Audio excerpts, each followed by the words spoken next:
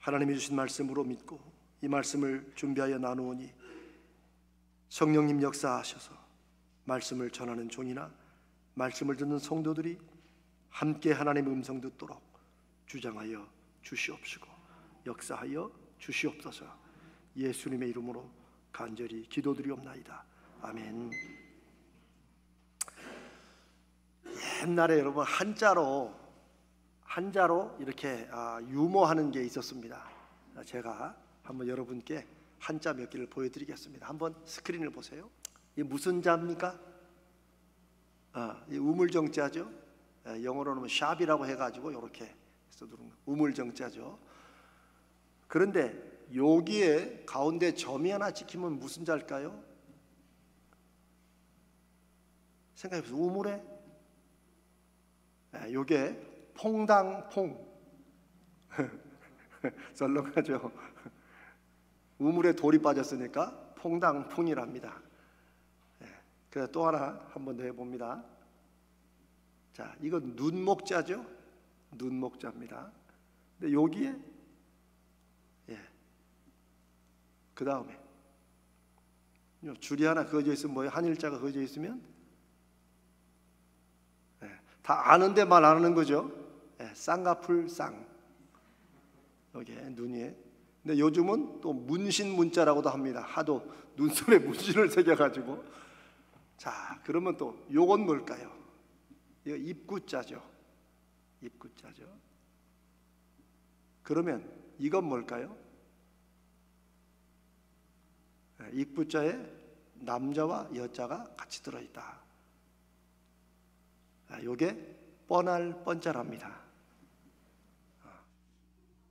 왜 뻔할 뻔자일까요? 방 안에 남자 여자가 같이 있으면 뻔하다는 거죠.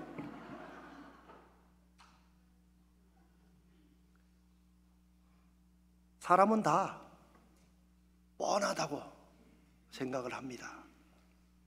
근데 오늘 저는 우리 믿음으로 산다는 것을 특별히 이 세상 속에서 특별한 믿음이 있는데 뻔하지 않게 사는 게 믿음이라고 생각해서 제가 이런 말도 안 되는 한자 유머를 여러분과 한번 나누었습니다. 미국의 어떤 큰 회사의 CEO인 회장 한 분이 자신의 회고록에 자기가 어떻게 많은 사람들, 기업들과의 경쟁에서 이겼는가를 기록해 놓고 있는데 그의 결론은 사람은 다 뻔하다는 거예요. 그런데 그 중에서 뻔하지 않는 사람들이 혹간가다 있다는 거예요. 그게 그분의 사람에 대한 평가입니다. 무슨 말이냐면 자기가 사업을 하면서 여러 사람들을 만나보니까 사람마다 조금씩 다르기는 하지만 각 사람마다 그 사람을 설득하고 그 사람을 무릎 꿇리고 그 사람을 뭔가 영향력을 줄 수 있는 무언가가 다 있다는 거예요. 사람마다 취약점과 원하는 게 있다는 거예요. 그래서 그것만 알면 이분 말대로 그것으로 게임 오버, 게임 끝이라는 거예요. 그런데 이분의 경험으로 제일 쉽고 많은 경우, 사람을 설득할 수 있는 제일 쉽고 많은 경우가 돈이랍니다. 한 예를 들기를 어떤 경쟁자가 있었는데 자기와 똑같은 새로운 사업을 지금 구상하고 준비해가는 중에 있는데 이분이 그 경쟁자, 잠재적 경쟁자에게 큰 돈을 제시를 했답니다. 그러자 이분이 자기 사업의 전망도 다 포기하고 그 돈을 받고 그냥 사업을 넘겼다고 합니다. 그래서 그 덕분에 그 회장은 그 사업을 해가지고 그 사람에게 준 돈보다 수백 배가 넘는 이익을 매년 남겼다고 합니다. 또 어떤 사람들은 자기 회사의 높은 자리를, 중역 자리를 약속하면 온다는 거예요. 심지어는 좀 나쁜 일이지만 여성을 고용해가지고 성적인 유혹으로 하니까 넘어오는 사람이 있었고, 어떤 사람들은 협박이나 위협, 당신 이런 식으로 타협 안 하면 내가 당신 회사를 반드시 무너뜨리겠다. 솔직히 자기는 무너뜨릴 방법이 있는 것도 아닌데 그렇게 말했더니 스스로 굴복하고 들어오더라는 거예요. 그리고 어떤 사람들은 의리나 정을 강조하니까 또 설득되더라는 거예요.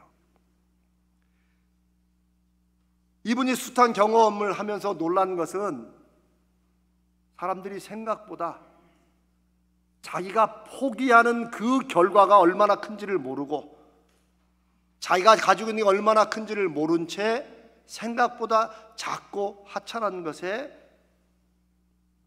넘어온다는 거죠.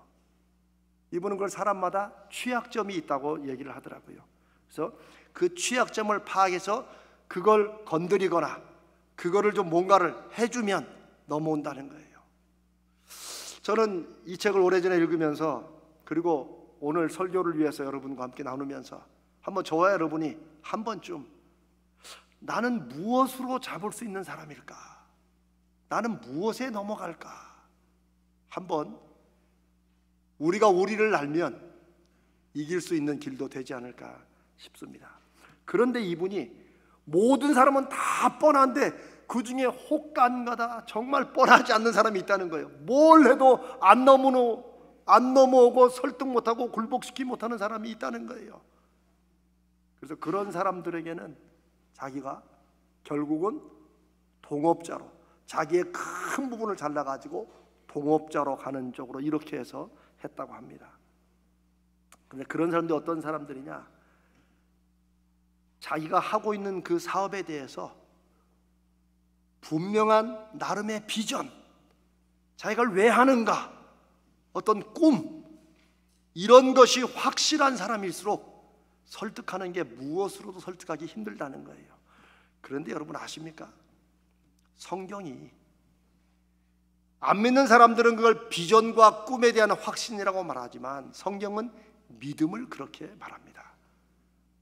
우리가 오늘 읽지는 않았지만 히브리서 11장 38절에 믿음으로 자신의 인생에 수없이 많은 핍박과 어려움을 감당했던 사람들을 말하면서 38절에 이런 사람은 세상이 감당하지 못하느니라. 죽음까지도 아무렇지도 않게 내놓을 수 있는 사람들을 세상이 그 무엇으로 설득하거나 무릎을 꿇리거나 할 수 있겠습니까? 세상이 감당할 수 없는 사람, 뻔할래야 뻔할 수 없는 사람, 이런 사람들을 성경은 믿음의 사람이라고 말합니다. 사람은 다 뻔하다고 말하고 그걸 이용해서 자기의 목표나 이런 것을 이루어가지는 이 속에서 어쩌면 우리가 믿음으로 산다는 것은 뻔하지 않게 사는 것이 우리가 우리의 정체성을 믿음의 열매와 증거를 맺는 길이 아닌가 싶습니다. 사람들이 이 사람은 이럴 거야, 아이 그런 쪽이면 다 그래 라고 말하는 그런 사람들의 예상에 전혀 들어맞지 않는 사람, 뻔한 생각, 뻔한 행동, 뻔한 인생을 살지 않는 사람들, 성경은 그런 사람들을 살아계신 하나님을 믿는 믿음으로 사는 사람들이라고 말합니다. 오늘 본문의 아브라함이 바로 그런 히브리서 11장에 뻔하지 않게 살았던 믿음의 사람들 중에 많은 부분을 차지하고 있습니다. 우리는 아브라함의 믿음을 얘기할 때 8절처럼 하나님이 가라고 하자, 하나님이 너 본토 친척 아비집을 떠나라, 고향을 떠나라고 하자 아브라함이 어디로 갈지 말씀도 안 해주는 그 하나님, 내가 너에게 앞으로 지시해 줄 테니까 일단 떠나, 갈 바를 알지 못하고 떠났다는 것을 아브라함의 믿음으로 생각합니다. 맞습니다. 근데 우리는 그 다음에는 신경을 안 써요. 그러나 바로 히브리서 9절 10절에 그가 떠난 것만이 믿음이 아니고 떠난 후에 어떻게 살았는가를 여전히 믿음으로 얘기하고 있다는 것입니다. 그 후에 아브라함이 어떻게 살았고 성경 그것을 왜 믿음이라고 말씀하시는지 오늘은 9절 10절에 초점을 두고 말씀을 나눌까 합니다. 사실 이 9절 10절은 거의 목회자들이 설교 잘 안 합니다. 저도 평생에 이 부분은 처음 설교를 합니다. 왜냐하면 중요한 건 믿음으로 갈 바를 알지 못하고 떠났다. 우리는 이 아브라함의 믿음에 마음이 많이 움직이기 때문에요. 그러나 그 다음에도 믿음으로 하고 있어요. 대체 아브라함은 인생을 어떻게 살았길래 믿음으로 살았다고 할까? 창세기 내용이나 히브리서 11장 9절에 10절의 내용을 요약하면 한마디로 아브라함은 평생을 이방인과 나그네처럼 살았다는 것이요. 아니 그게 왜 믿음이야? 이방인처럼 나그네처럼 정착하지 못하고 우리 옛날 말로 역마살 낀 그런 인생 같은데 아닙니다. 예수 믿는 사람들의 인생을 순례자의 삶이라 라고 하는 이유가 바로 여기에 있습니다. 아브라함은 하나님의 명령에 따라 당시에 가장 번영하고 큰 도시의 하나였던 하란이라는 곳을 떠나서 나중에 알고 보니 가나안 땅이라고 하는 곳에 하나님의 약속으로 너와 너의 자녀들에게 주실 땅으로 옮겨옵니다. 그 당시에 가나안은 아직 그런 도시적인 발달이 문명이 발달하지 않은 곳이었습니다. 그런데 아브라함은 그 후로 일평생 내내 장막에서 살았다. 우리 말하면 텐트에 살았다. 요즘 몽골 갔다 오시거나 몽골 보면 큰 천막 게르라고 있죠. 어떤 게르는 너무 커가지고 그것도 또 몽골에서는 자기 부위에 또 과시로 됩니다만은 그런 큰 게 아니고 그냥 그런 걸 생각하시면 됩니다. 히브리서 11장 9절은 이런 아브라함의 모습을 그가 하나님이 주시기로 맹세한 약속의 땅 가나안에 살면서도 마치 잠시 살다가 떠날 이방 땅에 살듯이 살았다고 설명을 합니다. 근데 왜 그렇게 살았을까? 왜 그걸 성경은 믿음이라고 얘기할까를 10절에 아브라함이 무언가를 바랐음이라, 무언가를 바랬기 때문이다. 이 바랬다는 것은 마음의 절대적인 확신으로 그것을 기대했다는 거예요. 그런데 무엇을 그렇게 절대적으로 확신하고 기대하면서 이방인처럼 나그네처럼 임시 장막 속에 평생을 살았나? 성경은 하나님이 계획하시고 지으실 터가 있는, 넓은 터가 있는 성을 아브라함이 바랬다. 아브라함은 영원한 집이 있는 하늘을 향한, 하나님의 나라를 향한 거룩한 여행에 마치 중간 기착지처럼 이 땅을 살았다는 거예요. 이곳이 내가 뿌리 내리고 여기서 완전히 이제 나는 모든 걸 다 이루고 누리며 살아간다고 생각지 않았던 거예요. 이건 이곳보다 비교 안 되는 훨씬 좋은 곳이 있는 그 성을 향해 나는 가기 위해 잠깐 머무는 곳이라고 생각했던 거예요. 터가 있는 성이라 참 예 표현이지만 우리는 마당에 정원이 넓거나 우리 왜 영국이나 이런 외국 집들 보면은 정문에서 그 집들 하는 문까지 10분 동안 가는 거 있잖아요. 차로 이렇게. 그것도 대저택 이런 걸 생각하시면 훨씬 이해가 될 것 같습니다. 앞에 있던 장막과는, 아브라함이 살았던 장막과는 비교가 안 되죠. 아브라함이 장막에 산 것은 여러분 당시 사람들이 지금부터 3,500년 전 옛날이니까 다 그렇게 살았겠지. 아닙니다. 가나안 땅은 농경 문화가 발달해서 농경 문화의 특징은 정착해야 농사를 짓지요. 그래서 그 사람들은 다 집을 짓고 살았고, 부자들은, 있는 사람들은 집을 성처럼 짓고 살아서 지역의 왕처럼 살았고, 그런 사람들이 또 부족장이 되기도 했다고 고고학자들이 얘기를 합니다.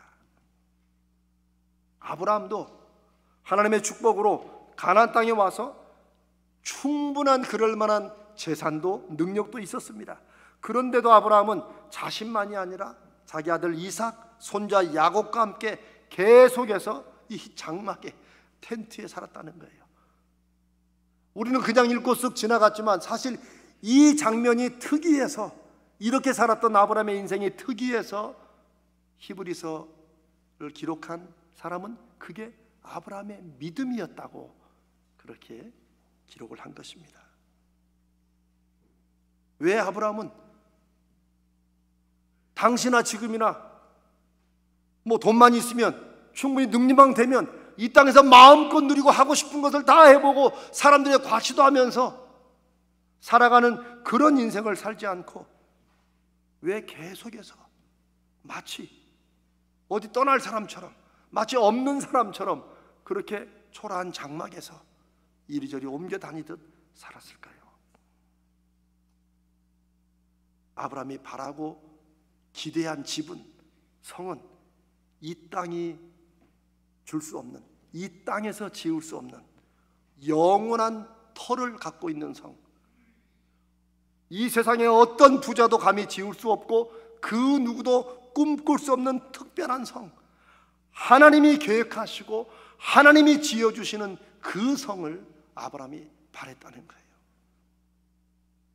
우주 만물을 지으신 하나님이 예비해놓고 지어주신다고 약속한 그 성을, 약속의 땅인 가나안 땅에서도 그 성을 바라보며 여기에 모든 희망을 걸고, 여기에 모든 인생의 자존심을 걸고, 여기에 내 인생의 성패가 달려있는 것처럼 그렇게 살지 않았다는 것입니다. 아브라함의 인생은 정말 하나님이 계시는 나라, 그 하나님과 함께하는 것을 늘 기대하고 바라는 진정한 믿음의 나그네요 이방인으로 살았던 것입니다. 이 세상이 전부가 아니라는 것을 우리도 그렇게 믿지만 아브라함은 그 믿음이 실제 자신의 인생에서 그렇게 나타나 보였다는 거예요. 하나님의 영원한 임재가 없는, 화려하고 좋아 보이지만 여전히 죄악된 세상에서 하나님이 누구신지, 하나님을 경외하지 않는 그런 타락한 문화 속에서 마치 여기서 뿌리를 내리고 영원한 왕궁을 짓고 여기에 천국을 건설할 것처럼 그렇게 살지 않았다는 거예요. 이것이 세상 사람들이 사는 것처럼 아이 그만하면 그럴만하지라고 말하는 뻔한 인생을 사는 것을 거부하고 평생을 나그네처럼, 왜요? 이미 갈 곳이 있기 때문에 여기서 영원히 머물지 않는다는 것을 늘 알고 있는 그런 이방인처럼 살았고, 성경은 그게 아브라함의 믿음이었다라고 말을 합니다. 뻔하지 않게 산다는 것은 다른 확신과 다른 기준이 그 인생의 중심이 된다는 얘기겠죠. 사람들이 뻔하게 이리저리 예측하는 그런 행동, 그런 생각이 아니라, 사람들이 뻔하게 거기에 매일 것 같은 그런 것이 아니라 하나님의 약속이 내 마음에, 내 삶의 기준이 되는 인생이 뻔하지 않게 사는 인생이겠죠. 여러분, 그런데 그렇게 어떤 면에서 그런 면에서 남다르게 살 때, 뻔하지 않게 생각하고 행동해 볼 때 인생에 좀 새로운 일이 시작됩니다. 여러분, 럭비라는 그 종목, 구기 종목 아시죠? 아마 여러분도 많이 들으셨을 것입니다. 이 럭비가 영국에서는 굉장히 유명하고 저쪽 아프리카 쪽으로 좀 퍼졌는데, 이 럭비가 시작된 첫 계기를 아시죠? 축구의 종주국인 영국이 축구를 참 좋아했는데, 초등학교의 어린 선수 하나가 축구를 하다가 이 자기 마음대로 이게 안 됐는지 갑자기 발로 차다가 안 되니까 공을 들고 그냥 상대편 골대로 달려가 가지고 그냥 훅 집어넣어서 골을 시켜버린 거예요. 물론 골은 아니고 반칙이죠. 그런 당황스러운 모습에 어떤 한 분이, 야, 이거 재밌겠다, 공을 발로만 찰 게 아니고 손으로 잡아서 던져가면서 하면 좋겠다, 이렇게 해서 시작된 게 럭비라고 많이 알려져 있습니다. 믿음으로 산다는 것을, 그 믿음의 좀 이 시대 속에 특별한 것이 무엇일까 하는 것을 저희가 한 주 한 주 살펴보는데, 지난주에는 내버려 두는 것이 믿음이라고 말씀을 나눴습니다. 여러분 다 잊어버리셔도 괜찮습니다. 여러분이 잊어버려야 제가 또 한번 언젠가는 또 하지요. 하나님의 역사하심을 믿고 그냥 내가 굳이 안 깨들고 좀 내버려 두는 것, 하나님이 역사하시기를 기다리는 것, 이게 믿음이라고 했는데, 오늘은 좀 사람들이 예측하는 뻔한 그런 인생을 사는 게 아니고 좀 뻔하지 않는 그런 것을 해보는 게 믿음이라고 그랬어요. 그런데 이 믿음은 사실 전쟁입니다. 왜냐하면 하나님을 안 믿는 사람들도 나름의 믿음과 확신으로 살고 있기 때문이에요. 우리는 하나님의 말씀을 믿고 살고, 저들은 자신들의 경험이나 가지고 있는 것이나 배운 것이나 이런 것을 믿음으로 확신하며 살기 때문에 믿음끼리의 전쟁이라고 할 수 있습니다. 이 전쟁에서 이기는 길은 누구의 믿음이 더 강한가 하는 거예요. 누구의 믿음이 머릿속과 생각만이 아니라 실제 자신이 살아가는 인생 속에서 구체적으로 실행되느냐, 여기에 달려 있는 거죠. 제가 그 두 가지 사건을 말씀을 드려보겠습니다. 제가 다 경험한 얘기입니다. 미국 동부에 이제 뭐 뉴욕 쪽이나 이런 쪽으로 가시면 보석상들을 많이 찾습니다. 제가 이제 제 아내에게, 미국은 또 다이아를 또 줘야 돼요. 아무리 작은 거라도 뭐 다이아를 줘야 된다고 해가지고 또 없는 돈에 또 다이아를. 근데 바로 거기 가서 샀어요. 맨하탄에 있습니다. 그런데 그거 아십니까? 제가 한 번은 갔다가 허탕치고 왔어요. 토요일 날 갔는데 문을 다 닫았어요. 여러분 혹시 맨하탄 보석상 가시려면 토요일은 가지 마세요. 문을 닫습니다. 아니 여러분, 그런데 한국이나 미국이나 다 바쁜 사람들이 언제 시간이 나요? 토요일이 제일 좋잖아요. 그리고 그나마 기독교육관이 주일날은 또 일요일날은 교회 간 사람도 많으니까 오히려 일요일도 좋지만 토요일은 완전히 문을 열어야 돼요. 장사가 제일 잘 되는 날이에요. 그런데 맨하탄 보석상가는 토요일날 다 문을 닫습니다. 여러분 왜 그런 줄 아시죠? 유대인들 때문입니다. 유대인들이 그 맨하탄에서 보석상을 시작하면서 자기들의 안식일인 토요일을 지키려고 문을 닫았습니다. 그랬더니 처음에는 비유대인들이, 보석상들이 잘 됐다, 경쟁자가 문을 닫으면 자기들이 돈을 더 잘 벌 거 아닙니까? 그래서 막 토요일도 열었는데 사람들이 점점점 떨어지는 거예요. 고객들이 안 오는 거예요. 그러다 보니 차라리 토요일에 같이 문 닫고 일요일날 문 여는 게 좋겠다 해서 요즘은 토요일날 다 문을 닫습니다. 벌써 오래됐어요. 기독교인들도 토요일날 쉬고 주일날 문을 엽니다. 고객들도 토요일날 안 갑니다. 그리고 일요일날 갑니다. 믿음의 전쟁에서 유대인의 안식일이 기독교인의 주일을 이긴 것이라고도 할 수 있습니다. 이런 게 보이지 않는 영적인 전쟁이죠. 또 하나 예가 있습니다. 오늘날 어느 기독교인들인지 성도들이 어떤 곳에 좋은 직장이나 새로운 직장이나 사업거리가 있으면 그것으로 옮겨갑니다. 그렇죠? 당연하죠. 그런데 그쪽으로 너무 멀리 가면 교회를 떠나야 되는데, 교회는 신경 쓸 거리도 아닙니다. 교회가 한두 개 있나? 그렇죠. 교회는 여러 군데 다 있습니다. 그러나 이 교회만이 이게 아니고 내가 교회를 옮기는 것이 내 인생에 아무런 고민거리, 걱정거리가 안 되는 그런 믿음이 인생에서 열매를 맺기 바라는 것은 글쎄요. 그러나 대부분 사람들이 다 그렇게 삽니다. 그런데 저는 미국에서 어떤 한 교회를 목격한 적이 있습니다.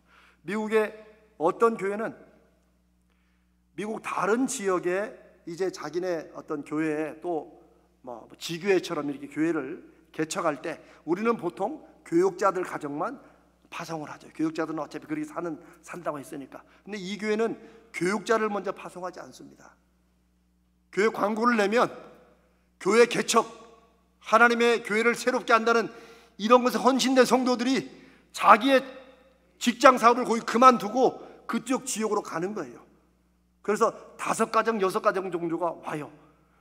그런 여러분, 자신의 직장도 포기하고 전혀 다른 쪽으로, 그때 제가 있던 뉴저지에 그 뉴욕 쪽으로 교회가 하나 생겼는데 그렇게 오고 왔으니 그 교회가 부흥하겠습니까? 안 하겠습니까? 안 할 수가 없죠. 왜요? 남들이 볼 때 그 중요한 걸 아무것도 아닌 것처럼 다 버리고 왔기 때문에 자신들이 버리고 온 그 이유, 하나님의 교회를 세워가는데 여기에 모든 것을 다른 무엇보다 우선이 되니까 그 교회가 부흥하고 성장하는 거예요. 사람이 많아지는 것을 말하는 게 아닙니다. 그들의 믿음이 세상이 감당하지 못하는 믿음이 되는 것입니다. 여러분, 때로는 이 가짜를 믿고 헛된 일하는 이단들이 우리 소위 정통 기독교를 말씀대로 믿는 우리들보다도 때로는 더 도전의식이 강해요. 저 헛된 것을 믿으면서도 저렇게 자신의 인생을 버리면서까지, 우리는 물론 속아서 그렇다고 말하지만, 저는 그래서 그냥 속으려면 좀 하나님께 좀 속지. 우리는 하나님께도 안 속아요. 죄요. 이게 맞나? 그러니 우리 인생에 신실하신 하나님, 약속을 지키시는 하나님이라고 우리가 믿고 고백해도 우리 삶에서 그게 잘 안 믿어지니까 삶의 행동으로 나오지 않는 거예요. 제 얘기를 하는 것입니다. 여러분들은 어떠십니까? 뻔하게 예상되는 세상에서 한 번쯤 뻔하지 않게 생각해보고 그런 행동을 해볼 수 있는가? 그게 이 시대에, 그렇게 사는 게 갈수록 어렵고 제일 어려운 이 시대에 하나님의 역사하심을 경험할 수 있는 새로운 길이 아닌가 싶습니다. 아까 제가 믿음의 싸움이 전쟁이고 영적인 전쟁이라고 그랬는데, 제가 저를 가만히 돌아보니까 뭐 지금도 여전히 그런 게 많지만 옛날에는 참 마귀가 저를 넘어뜨리는 게 너무 쉬웠을 것 같아요. 뭐 고민할 것도 없어. 이재명이는 요거 하나만 딱 건들면 그냥 뒤집어지니까. 그게 성격의 이름이든지 그게 유혹에 넘어가든지 무엇이든지 간에 마귀가 우리를 믿음에서 멀어지게 하는 데는 너무 쉬운 거예요. 왜? 뻔하기 때문에. 사랑하는 여러분, 우리의 삶이 우리의 믿음으로 열매 맺는 것이 그렇게 간절하면 우리가 한번 이 세상에 마귀에게 뻔하지 않게, 세상이 감당할 수 없는 그런 믿음까지는 못 가지더라도 사람들의 예상과 세상 사람들이 이렇게 해야지만 된다고 하는 그게 아니라 하나님이 하시는 말씀을 내 인생에서 내가 반드시 한번 열매로 증거해 보리라. 이런 정도의 자존심은, 이런 정도의 거룩한 결단은 우리 믿는 사람들에게 이 시대에 꼭 필요하지 않을까 싶습니다. 여러분, 한 번쯤 우리가 일평생을 늘 장막 짓고 살 수는 없겠고, 제가 그렇게 요구하진 않지만, 그러나 한 번쯤은 살아계시고 역사하시는 하나님을 우리가 믿고 살아가는데, 한 번쯤은 내 인생에 뻔하지 않은 일, 뻔하지 않은 생각, 뻔하지 않은 행동으로 하나님을 한번 새롭게 경험해보는 그런 저와 여러분 되시기를 간절히 바랍니다. 프랑스 시인이자 사상가인 폴 발레리가 아주 10여 년 전에, 이미 오래된 사람인데 한국에 또 바람이 불었어요. 우리는 또 바람 불면 또 세잖아요. 폴 발레리가 이런 말을 했습니다. 만약 당신이 용기를 내어 생각하는 대로 살지 못하면 머지않아 당신은 사는 대로 생각하게 될 것이다. 참 곱씹어볼 만한 굉장히 깊이 있는 말씀입니다. 저는 이걸 이렇게 이해했습니다. 만약 우리가 믿는다고 하지만 믿는 대로 정말 살지 못하면 우리는 결국 사는 대로 믿게 될 것이다. 그래서 우리는 어쩔 수 없다고 포기하고 어쩔 수 없다고 생각하고 이건 안 된다고 생각하며 그냥 살아가는 거예요.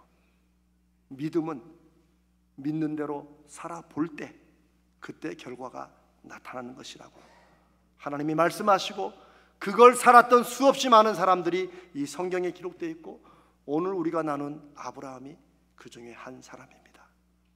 저는 하나님께서 이 시대에 우리 가자지을교회 이름 아래 모인 저와 여러분을 하나님이 하나님의 자녀로 부르셔서 사용하기를 원하신다면 저와 여러분을 이런 아브라함처럼 한 번쯤 뻔하지 않게 살아보는 이런 믿음의 사명을 주시고 그렇게 우리를 이끌어 주시리라 믿습니다. 우리 한 번쯤 그런 결심으로 그런 열매를 한번 경험해 보시는 여러분 되시기를 주님의 이름으로 축복합니다.